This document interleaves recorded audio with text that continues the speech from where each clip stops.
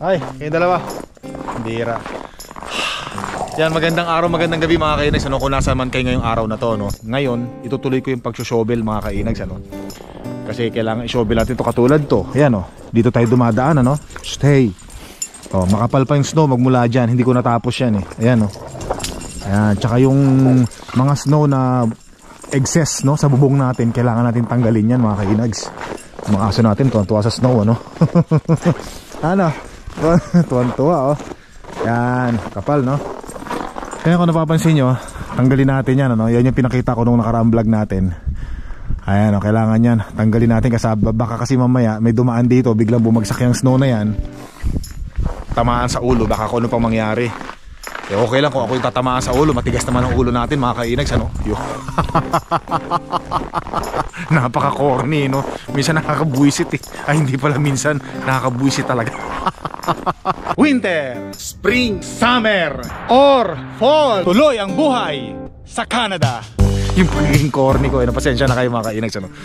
So grabe, no? Ayun, no? Oh my God. Unahin ko muna yung sa, ano, yung sa garahe natin. Yan, kasi dyan tayo nagpa-park ng truck natin, ano?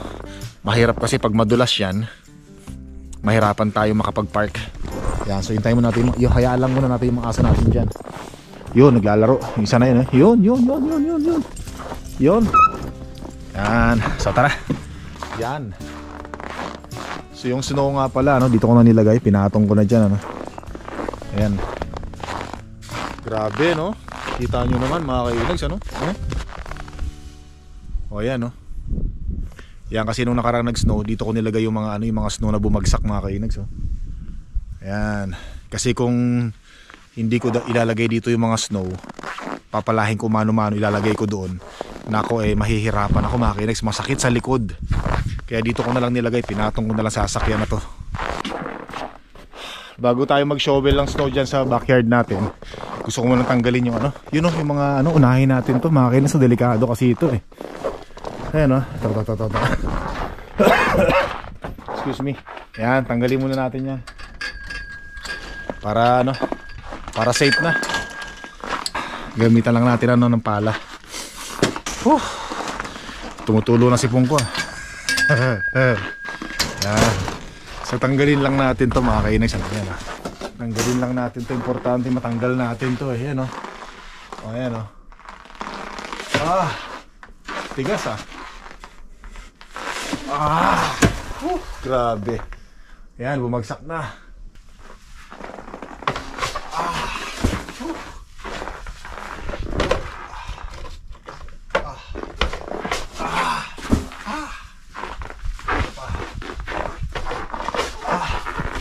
Oh my God.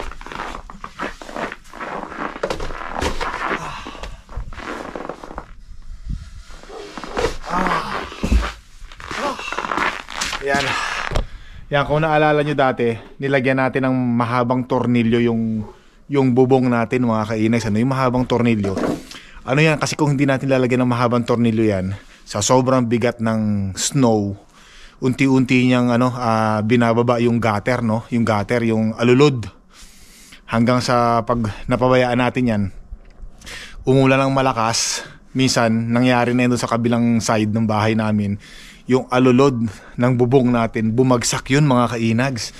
Mabuti na lang yung kalahati nakadikit pa sa bubong. Eh mabuti na lang pumasyal ako sa likuran ng chinek ko, nakita ko agad, naku grabe. Kasi yung nilagay natin ng mga tornilyo dyan, ano yun, no? May mga thread at mahaba, tsaka ano yun, lifetime yun. Kasi usually yung mga nakalagay lang dyan na ano, na mga pako lang. Dyan sa bubong natin, pako lang yan, katulad yan, oh. Ito, kaya kung napapansin nyo, yan pako lang yan, eh. So walang thread yan, oh. Kaya pag mabigat, umuusli palabas. Ito yung nilagay natin na may thread. Yan, oh, yan, oh. May thread yan. Yan. Halos lahat ng gilid ng bubong natin nilagyan na natin ng ganyan para kung sakaling mabigat yung kanilang kinakarga, matibay pa rin silang nakakapit. Yan, syempre. Tsaka to, tatanggalin din natin to mga kainags, ano? Kasi to, baka mawasak niya yung fiberglass na salamin nung bintana natin ng basement. Tatanggalin ko rin yan. Yan, yan. Tatanggalin ko rin yan kasi ito Mabigat din to eh, mabigat din tong snow na to. Kailangan natin tanggalin yan eh, para hindi magkaroon ng pressure yung salamin ng window ng basement natin. Yan. Sandali lang mga kainex, tanggalin lang natin yan ha. Umpisa na din natin.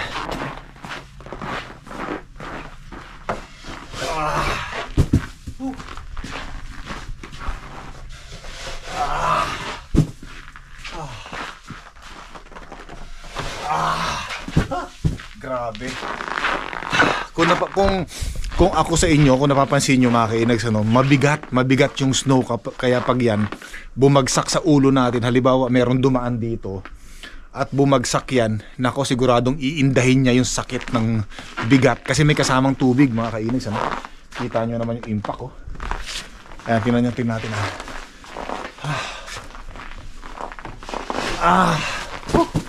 grabe.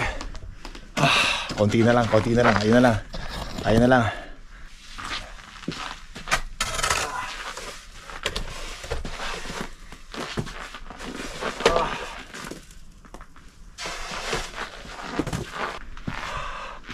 Mga kapitbahay natin, ganun din yung kapitbahay natin, ayun nakalusot, nakausli rin yung mga snow. Yan grabe. So papalahin ko muna to. Wait lang, kailangan natin palahin yan.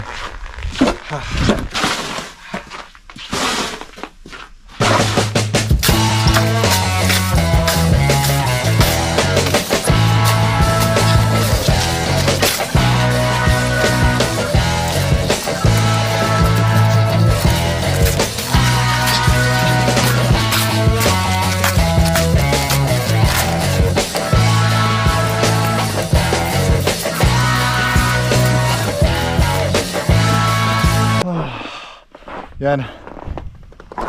Naayos na natin So maganda ng tingnan. Safe na kahit paano Yan, so ito na lang tatanggalan ko para matanggal yung pressure para hindi masira yung fiberglass. Itong isa at least nabawasan na natin. Yan. Hindi na siya, wala na siyang pressure Yan, kasi fiberglass to mga sa fiberglass. Pagod ako. Yan, pati itong harapan natin sinobel ko na rin mga kainags para medyo mabawasan talaga yung mga snow.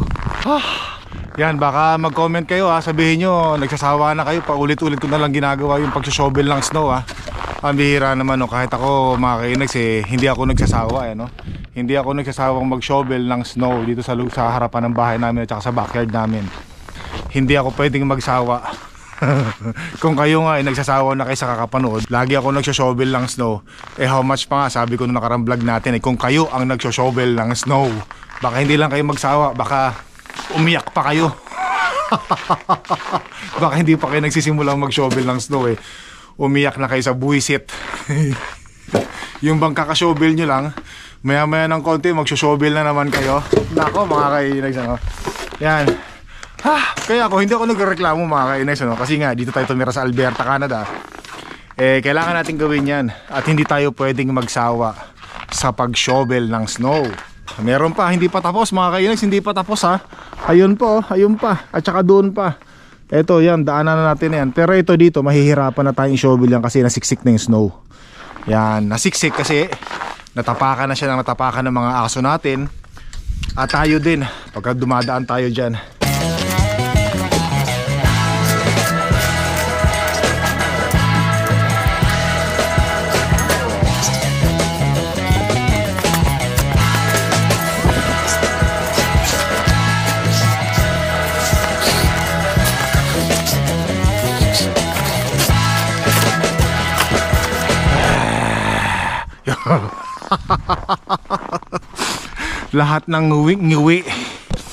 Lahat ng ngiwi mga kainags magagawa nyo pag nagsushovel kayo ng mabigat na snow.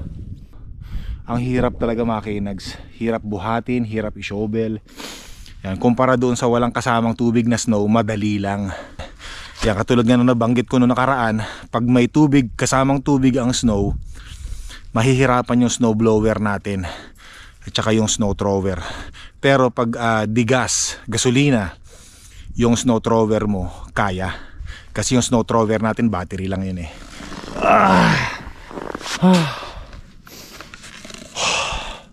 Kaya mahirap din yung malawak ang backyard mga kainags. Ano ang disadvantage nito pag winter. Pero ang advantage naman nito yung malawak yung backyard natin. Pag summer talagang mai-enjoy natin yung backyard natin.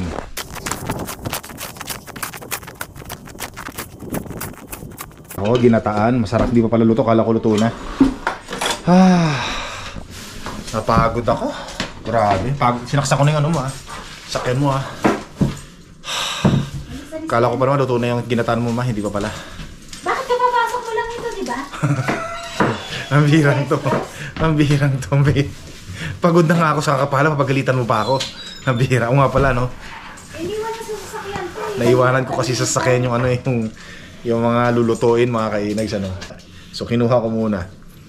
Yan, so ngayon pala nagsisimula si Mahal na Reyna na magluto. Ayan, no, yung mga niluluto niya. Yan, luto na pala ito, mga kainags. Oh. Naku, masarap to. Ang lugaw, ginataan ni Mahal na Reyna. Sarap. Kain na tayo. Hey! Papakainin ko muna itong aso natin. Gutom na. Yan. Dali lang. Yan, lalagyan lang natin itong mga pagkain ng aso. Si Saya nakabantay na. Ha? Saya. Nakabantay na. Yan, tapos itong isa. Nasaan ba si Saya? Yan. Ito ay kay Saya. Yan. Ano si Saya? Ginugutom niya yung aso ko. Ba? Nagalit si Mahal na Reyna. Ginugutom mong aso. Maglalaba ka na naman? Siyempre, bagay washing. Baka laban mo na yung damit ko. Laban mo na yung damit ko ha. Hindi kanya-kanya. Ito lang lalabas. Mahal na naman yung babayaran ko sa kuryente niyan ha. Magandang araw huli sa inyo mga kainags, ano? Nabalik ngayon, pupunta ako sa Home Depot ngayon kasi yung battery na nabili natin sa kanila kasama yung ating snow blower, no? Last year bago mag fall yata yun eh. Fall last year hindi na naman gumagana mga kainags. So, mukhang may sira na naman kasi ayaw na naman mag-charge. So yun yung tatanungin natin ngayon sa Home Depot. Tatanungin ko kung pwede bang ibalik or mapalitan kasi wala pa yatang 6 months, no? Sira na naman. Actually ano na yun pangalawang palit na yun, ano? Kasi yung unang binigay sa ating battery 40 volts na battery Ryobi defective din. Tapos pinapalitan natin yung ipinalit na battery, brand new yun ngayon defective na uli. Nagamit naman natin siya kaya lang wala ngayon, hindi na gumagana no? Yan, maganda wow, puting puti ano. Ayan na naman. So tara. Yan, so ito yun. Tatanungin natin kung paano doon natin malalaman. Tingnan natin. Sana palitan uli nila, no?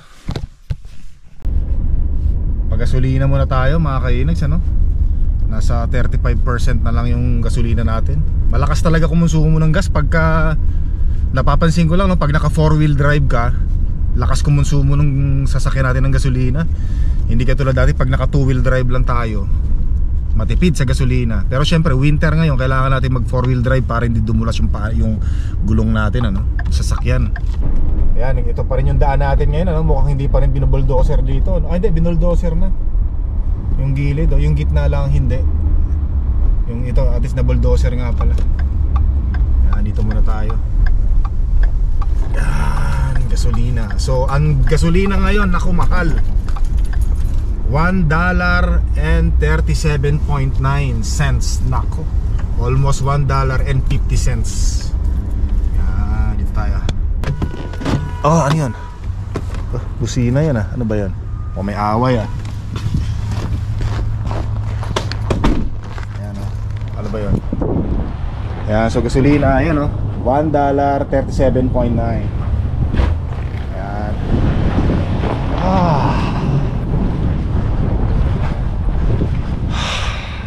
Mahal ang gasolina.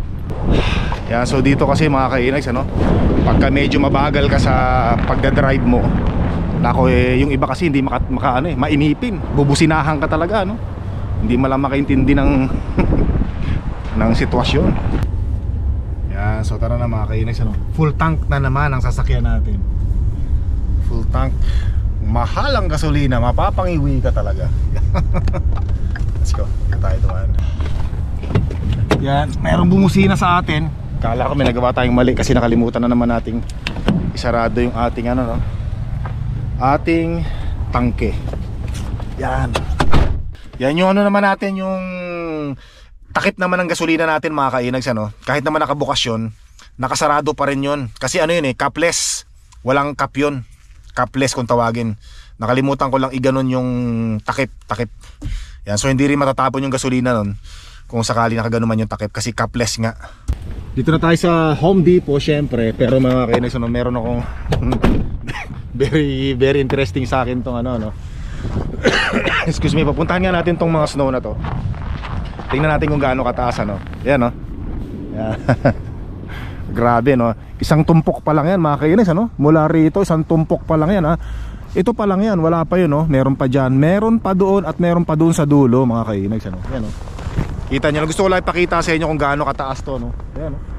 Kung gaano karami yung bumagsak na snow no nakaraang unang araw na bagsak niya, no. Tingnan nyo, diba? Wow. So ganun din dito mga kainis, pati doon, ano. Yan, ayan, no. Ganyan yan. Ibig sabihin grabe yung bumagsak talaga nung araw ng mga snow, ano. Ayan, no. Ito, yung mga yan, dito yan sa parking bumagsak mga kainags. Tapos binoldoser dito nilagay, kaya yan parang bundok. So mga kainags, ano, magtatanong muna. Hindi ko muna dadalhin yung battery rito sa Home Depot. Tatanungin ko muna kung ano magiging proseso. Pero kung sasabihin nilang pwede nilang palitan dito, babalik ako ng sasakyan para kunin yung battery. Yan, kasi medyo mabigat kasi yung battery. Kasi baka hindi palitan dito, para hindi tayo mabigatan sa pagdadala. So kaya ko ginagawa to mga kainags, no, yung pinapakita ko kung bakit lahat ng mga gamit na binibili ko sa Home Depot, kung saan man or kung saan ko man binili, binabalik ko pagka nagkaroon ng defect. Eh para makatulong din tayo dun sa mga kababayan natin na wala pang ideas, ano. Baka meron silang kaparehong senaryo katulad nung sa akin na meron silang battery ng Ryobi. Ano ba ang magiging proseso kapag binalik, kapag nasira, ano ba ang magiging mangyayari? Yan, para magkaroon lang ng ng ideas. Ako din gusto ko ring marami akong matutunan, kaya nagpapasalamat din ako sa mga vlogging natin at sa pag-vlog natin kasi naido-documentaries ko, kaya nalalaman ko rin pagka sinusubukan natin. So yun lang mga kainags, ano. At syempre, samahan nyo ako. I-update ko kayo mamaya. Yan, para malaman din natin yung proseso. Baka sabihin nila, tawagan mo ang Ryobi, sila ang magpapalit sa'yo. Yan, para malaman lang natin. Hindi mo tayo sigurado lakad-lakad lang tayo doon. Dito tayo. Magtanong tayo sa customer service. Yan, medyo ano ngayon mga kainis, ano, medyo malamig ang panahon ngayon. Pero kaya pa naman. Kasi meron naman akong gloves dito sa bag ko, kaya lang malapit lang naman tayo kayang tiisin. Yan, sayang naman yung pagiging mayabang ko. At pagiging corny. Buisit. Kakainis. Yun mga kainags, ano, medyo nagkaroon lang ng konting magandang explanation. Napakaganda. Ang gagawin natin, dadalhin natin dito yung snow blower natin, pati yung battering sira at yung charger. Dadalhin natin dito, tapos ang gagawin nila ay papalitan nila ng bago. Yun ang sabi nila. So kasi ang kagandahan dito mga kainags, ano, ang kagandahan dito sa Home Depot, kaya ako lagi yung ginagamit dito pag bibili ako ng mga equipment, yung Home Depot card. Kasi kung sakaling mawala mo yung resibo, doon nila makikita sa Home Depot card mo. Bibigay mo lang yung Home Depot card, tapos isa-swipe mo yun sa machine nila, nandun lahat ng record na inutang mo. Kasi kung binayaran mo siya ng cash or credit card or debit, na wala mo yung resibo, meron silang binigay na number, tatawagan mo yun. Pero dito, kasi since na ang ginamit ko ay yung Home Depot card natin, pag nangungutang tayo dito, ay nandun lahat ng information. So hindi ako nahirapan. So sabi nila, since nasira yung charger mo, ay yung battery mo, dalhin mo lahat ng lahat ng equipment mo, dalhin mo na. Kasi yung time na yun, nung nabili ko yun, Naka-display lang yun mga kainis, ano. So sabi nila yung display na yun may posibilidad na defective. Kaya laging defective yung baka naapektuhan yung battery mo kasi defective yung unit, kaya naka-display yun. Last na kasi yun nung binili ko, no. So sabi nila dalhin mo rito yung lahat ng unit na meron ka, papalitan namin ng bago ngayon din. So napakaganda mga kainis. So meron na naman tayong natutunan, at sana may mga natutunan din yung mga viewers, subscribers natin, o kung sakaling meron kayong ganitong klaseng kaso, or kung bibili kayo ng mga gamit sa Home Depot. Yan, I recommend Home Depot. Yan, so tara. Tipaklong, saan ba ako nagpark? Ayun, doon pala. Ayos. So ang ina-expect ko lang napapalitan nila ay yung battery. Pero sabi nila meron pa raw silang 2 unit na nandito. Bilisan ko raw, baka mabili pa ng iba, maubusan pa. So tara, let's go. Yan, so ito na mga kainags, ano. Ito na yung charger nyo, ayan, oh. Yan ang charger. At saka yung unit na ginagamit natin, ano, mapapalitan ng bago. Yan. Yun mga kainags, ano. Ito na ang bago nating leaf blower. Yan. Ano pala to mga kainags, ano? Sabi nila leaf blower daw to, hindi daw to snow blower. Kaya sinalilito sila. Sabi ko snow blower eh. Hindi, sabi ko kasi kaya ako naman binili itong unit na to kasi meron akong pinagtanungan na isa sa mga kasamahan nyo. Ang sabi ko sa kanya bago ko binili to, ito ba ay okay sa snow? Yun ang tanong ko sa kanya. Sabi niya okay daw. Kaya binili ko, yun ang sabi ko. Tapos sabi niya kaya siguro na sisira yan, nadidrain yung battery lagi, or nasira yung battery kasi na-i-expose sa snow, sa weather, nababasa, ganon. Tapos sabi ko naman alam nyo may mga battery ako ng Ryobi, matatagal na, 8 years ago na, no, since 2016 pa. Pero hanggang ngayon na-expose din sila sa sa snow, na-expose sila sa sa medyo mabasa-basang weather, sabi ko.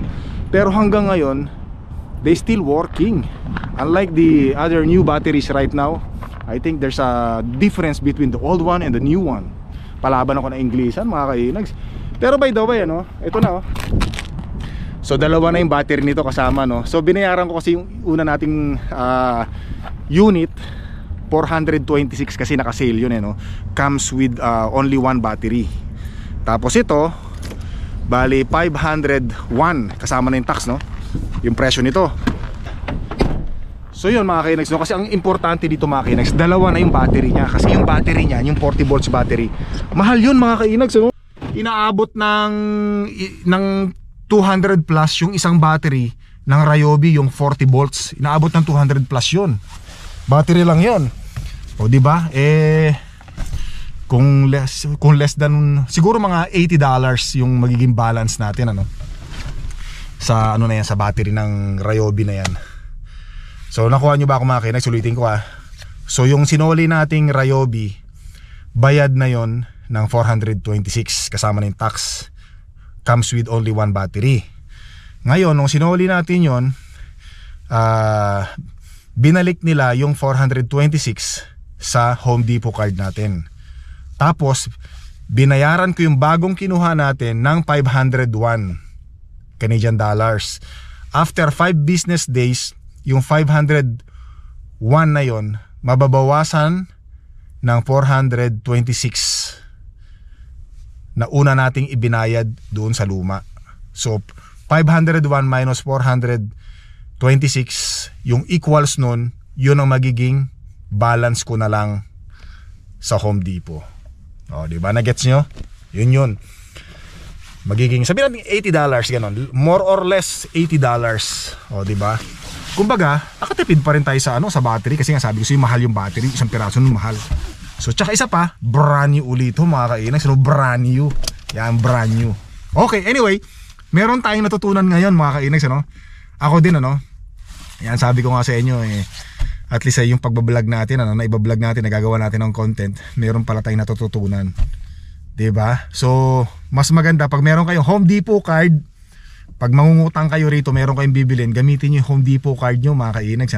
Pag uwi nyo ng bahay nyo, saka nyo nalang bayaran uli after 1 day, 2 days, kung may pambayad kayo. Pero kung walang pambayad, utangin nyo talaga. At least ang importante doon, kung magkaroon man ng problema yung unit nyo or mawala yung resibo nyo, katulad ng nangyari sa akin, kita nyo naman yung naging response, no, ng Home Depot. Galing, palit agad mga kainags, ano? Bring the old ones in here, we're gonna change you a new one. Galing, tapos yun na agad, may bago na ulit tayo. Ayan, oh. Wow, diba? So testing natin sa bahay yan, baka may defective na naman, buisit. Testing muna natin. So yun lang mga kinags, ano, hanggang dito na lang muna yung vlog ko at maraming salamat sa pagsama. Sana natuwa kayo, nag-enjoy kayo at meron tayong natutunan ngayon, nalaman. Maraming salamat sa mga new viewers. Don't forget to subscribe and click the bell button, okay? At see you sa susunod na videos. Maraming salamat. Hanggang sa muli.